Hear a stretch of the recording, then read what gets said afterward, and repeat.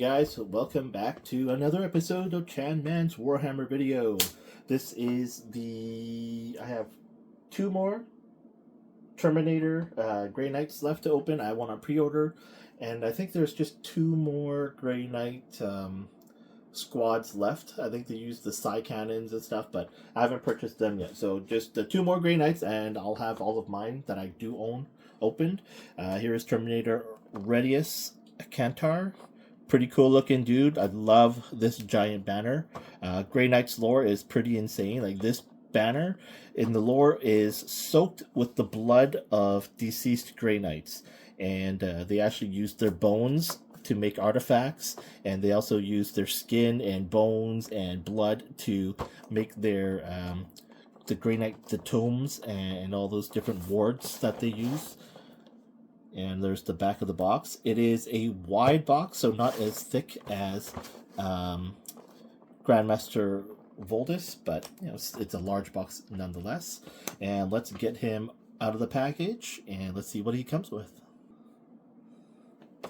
Okay, so this box got damaged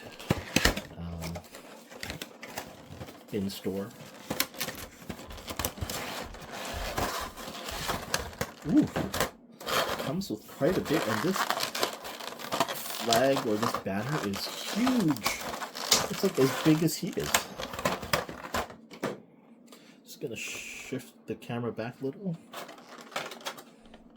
And there we go. So we've got, again, the stock pointing hand and open hand gesture, and the stock fully closed fist. A giant sword. Look at that thing. Power sword is fully powered up, I guess, with it being predominantly blue.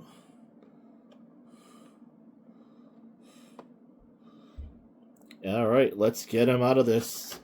Check him out. Okay, so let's start with this. This is the big reason to get this figure.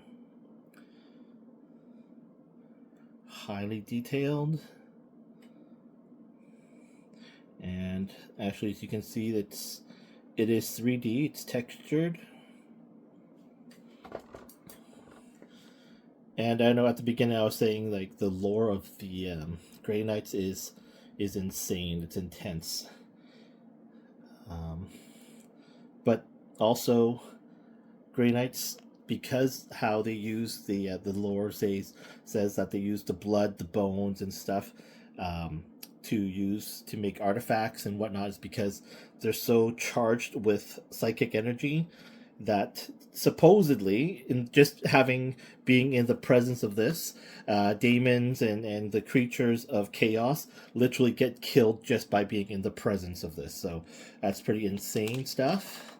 Same thing as with these tomes, whatever you want to pronounce them. Extremely powerful artifacts as well.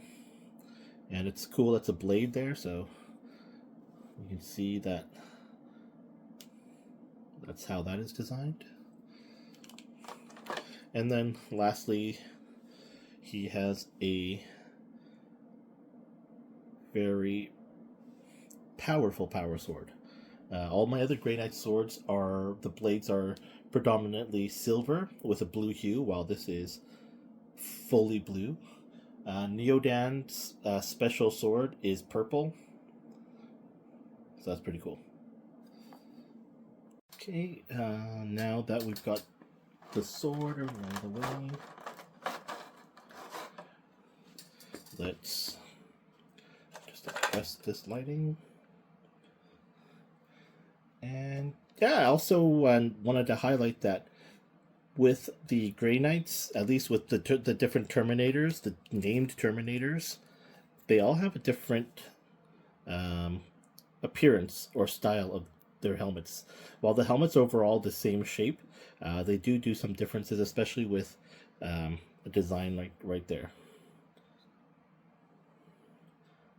And they continue to have highly intricate designs for their Terminator armor. A lot of shields, wards, artifacts, tombs, purity seals,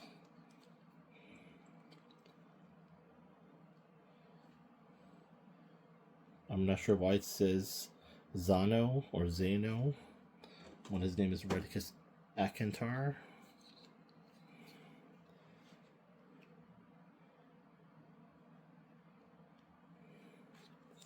The back is pretty plain.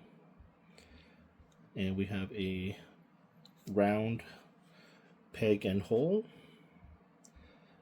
Probably going to... Actually, I'm just going to leave this hand. When I was swapping the hand out for Grandmaster Voldis, all of this surrounding it made it difficult to swap out. And I do recommend, highly recommend, using a hair dryer just to heat and warm up the plastics and this soft plastic, so it's easier to swap in and out of. Okay, so let's get him suited up and posed up. Alright, so now I've got him in his pose. It took a little bit of time, like it literally took a couple minutes of trying to have him in a steady pose. He's a little bit finicky.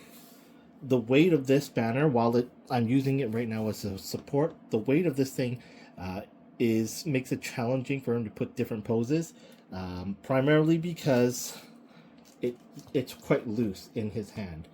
I did have to use the hair dryer, as I always recommend to use, to soften up the hands, to get it to slide in.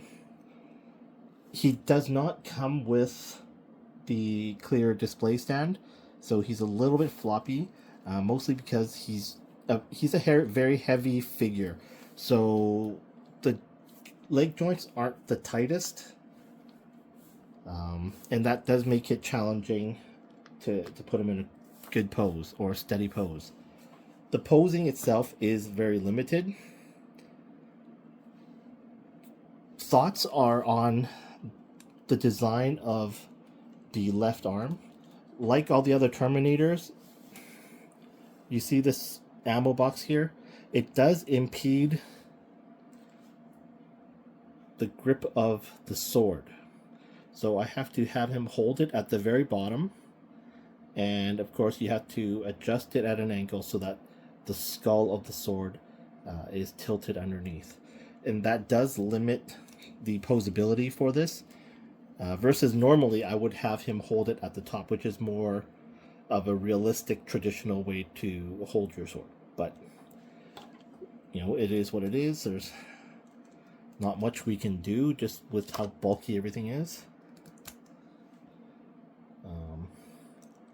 Yeah, again, it just sticks out here so much more. So, and again, just because this thing is so heavy and it makes it floppy, I will need to find a pose that looks good. And basically, it's very limited. This is all he can do. You can't put him in any more of a dynamic pose.